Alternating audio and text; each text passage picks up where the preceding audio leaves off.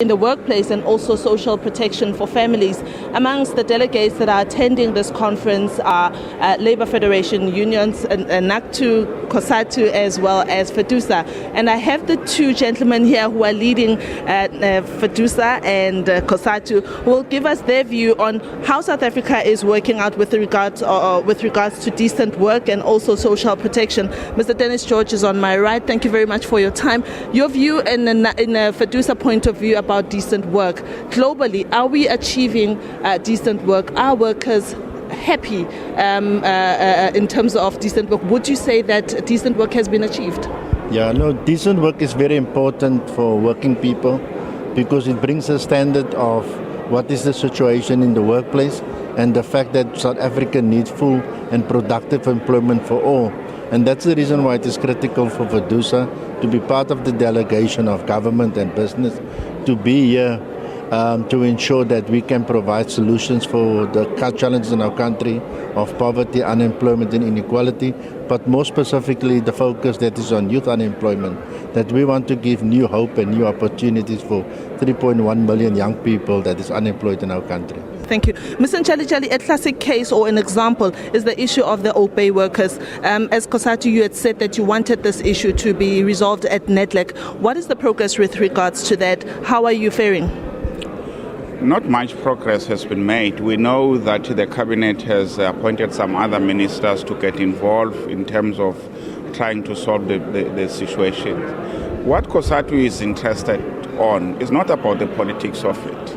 What we're interested on is that when the employer have no access of paying workers who are working, the impact of that as workers are losing their jobs. When a bank decided to close an account, whatever reason for, the impact to the workers who has no political involvement in some of those issues is that he loses his job, his family don't get paid.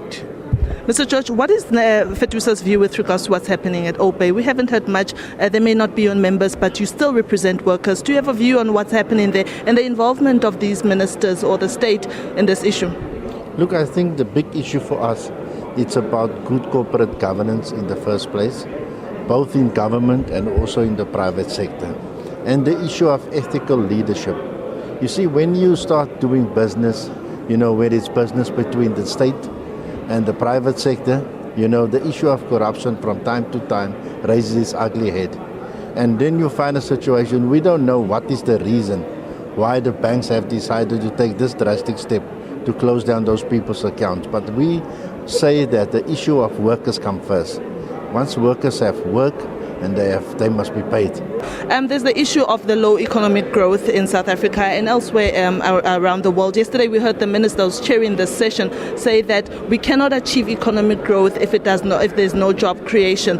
What in South Africa's case do you think is more of a priority now, given that workers are facing a dim prospects, fuel prices are going up, inflation is going up, basically the income is not matching the standard of living? Mr. Njali, from your point of view. Look, we are part of the tripartite and we are going to be part of finding solution in terms of those issues. Many of them are beyond the question of a trade unions, but we are throwing some ideas. So George, your views on the economy? So we believe the focus must be on the job creation for young people because it is critical that we must give them hope for the future because the future belongs to them. Thank you very much, gentlemen. Thank you very much for your time. Well, as you have heard, if you are a worker and you're affiliated to either of these federations, you'll be happy to know that your interests are represented here at the 105th session of the International Labour Conference.